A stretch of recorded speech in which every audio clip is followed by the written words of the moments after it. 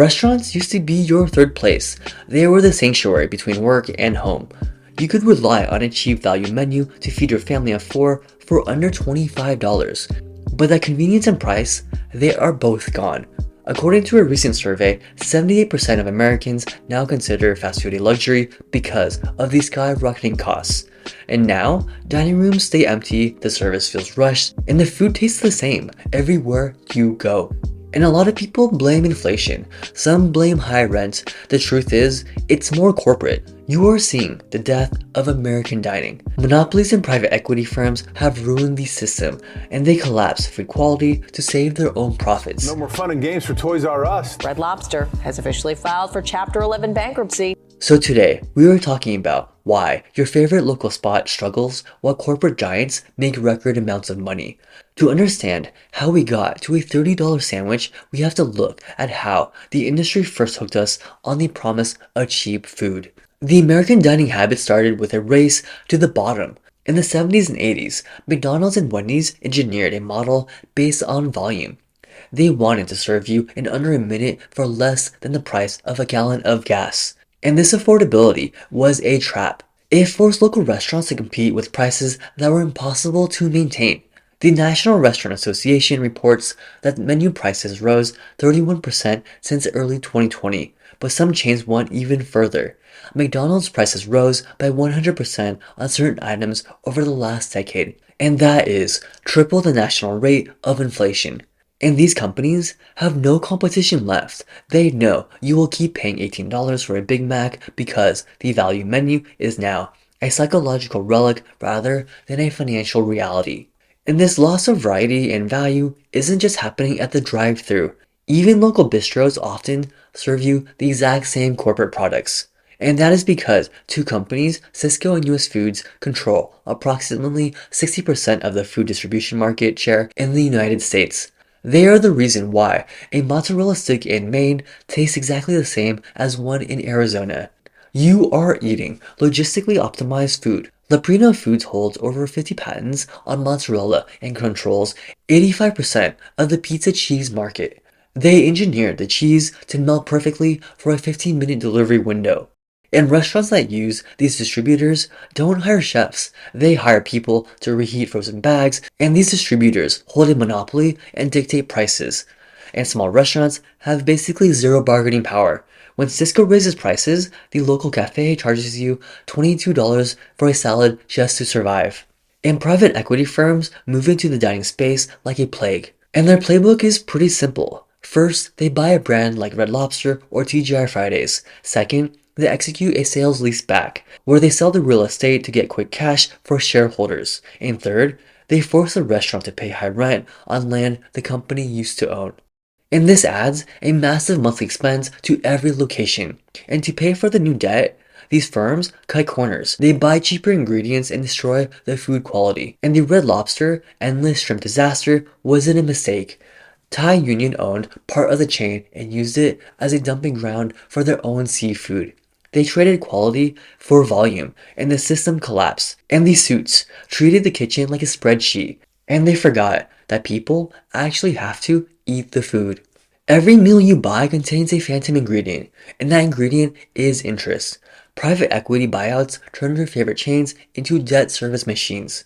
And when interest rates rose in 2024, the cost of these corporate loans skyrocketed, and companies cut their food yield to avoid defaulting. And shrinkflation is also very real. A 6-ounce chicken breast becomes 5 ounces. Bottomless fries come in a smaller tin. Industrial meat processors use a method called needling. They inject meat with saline, adding 10 to 15% in weight that evaporates the moment it hits the grill. You pay more for beef, but you get salt water. Your $25 doesn't go to a farmer or a chef. It goes to a bank in Manhattan to pay interest on a corporate loan. And to hide these rising costs and falling standards, the industry has turned to aggressive new billing tactics. Tipflation. Tip inflation has exploded via digital kiosks, asking you for 25% at bakeries and counters where you never tipped before. And because owners refuse to pay a living wage despite rising labor costs, they have successfully outsourced their payroll directly to your sense of guilt. And even beyond the tipping screen, dynamic pricing is the new frontier. Software like Toast allows restaurants to change prices instantly, meaning your delivery app prices might be 20% higher than the walk-in price. And this, it destroys the trust between a business and its regulars. You stop showing up because you can no longer predict what a meal will cost. And if you are frustrated, the numbers prove that you are right to feel that way. According to the BLS, the price of food away from home has outpaced general inflation for 18 consecutive months. And we used to go out because we were willing to pay for convenience. You spend money on convenience because your time is limited.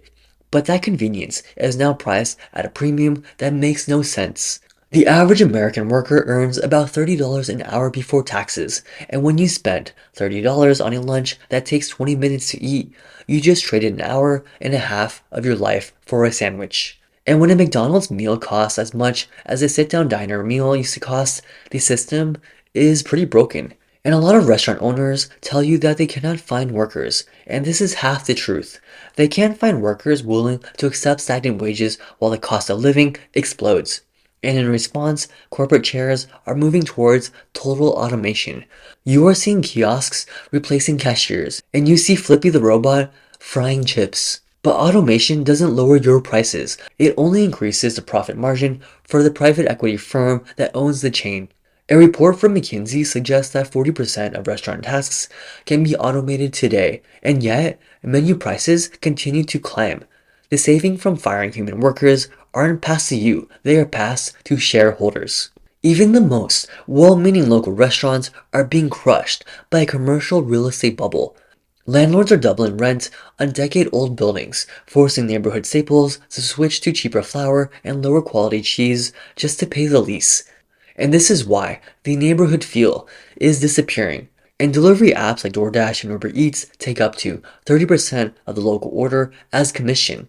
And since most restaurants have margins thinner than that, they are forced to hike app prices by 40% just to break even. And between fees and tips, you often end up paying double for the same food, representing a massive drain on your own personal wealth. So given all of this, what can we do? Consider the unit price audit. Treat your own kitchen like a business. An $18 burger costs $4 in ingredients, and buying high quality beef at the store, you save 60% and eat better food. Fix your decision fatigue. Most people order delivery because they are tired, but that exhaustion costs the average household $3,000 a year in fees. So prep your food on Sundays so the Tuesday effort is zero. And if you must eat at a chain, use their app. Never pay full price. Use the buy one get one deals to feed two people, then stay away until the next deal appears. And rotate your hosting. Instead of spending $200 a month out, host a dinner party. You can feed 4 friends for $50 and build a third place in your own home where no one rushes you to leave. We need to see our spending for what it really is, which is a vote. Because every single dollar you hand over at a struggling corporate chain isn't just paying for a meal, it is also a direct wealth transfer from your pocket to a Manhattan hedge fund.